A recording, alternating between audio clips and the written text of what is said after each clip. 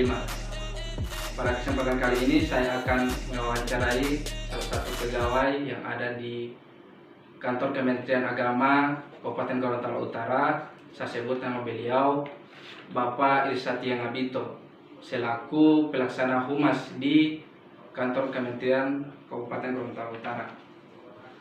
Iya, langsung saja dengan pertanyaannya.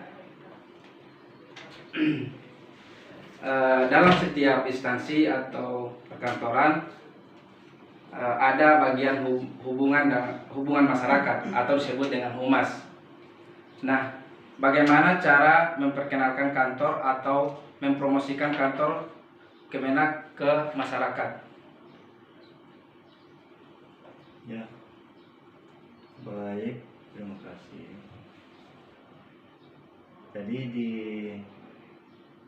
seluruh kementerian dan lembaga itu masing-masing punya fungsi atau aparatur yang bertugas di bidang kehumasan berdasarkan jabatan pelaksana masing-masing. Kalau di Kemenak Kabupaten Gorontalo khususnya, di kami itu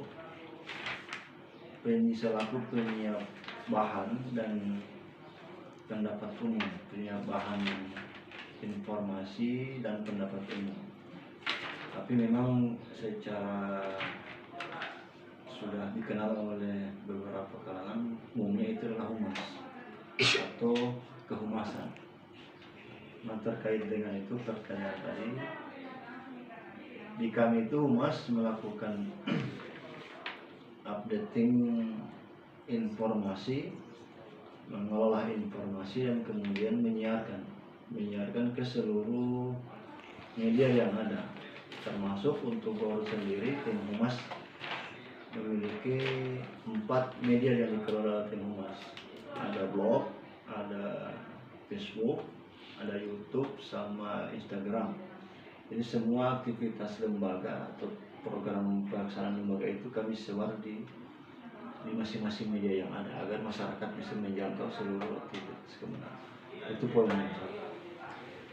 Iya, selanjutnya pertanyaan yang kedua, adakah semacam strategi tertentu dalam memberikan informasi kepada masyarakat?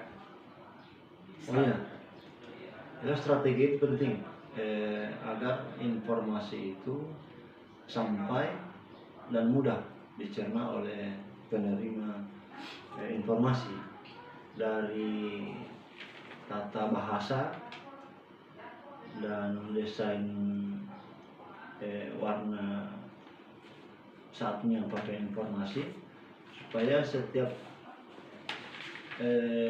judul beserta konten itu jika menarik pasti masyarakat akan mengunjungi alamat yang kami jadikan sebagai media informasi itu. Jadi itu strategi memperindah judul dan tata bahasanya agar setiap pembaca itu merasa informasi itu penting dan bagus, sehingganya si pembaca pasti juga akan menyebarkan informasi itu. Kemudian pertanyaan yang ketiga, bagaimana cara memberikan informasi kepada masyarakat sehingga mereka bisa menangkap informasi tersebut dengan baik?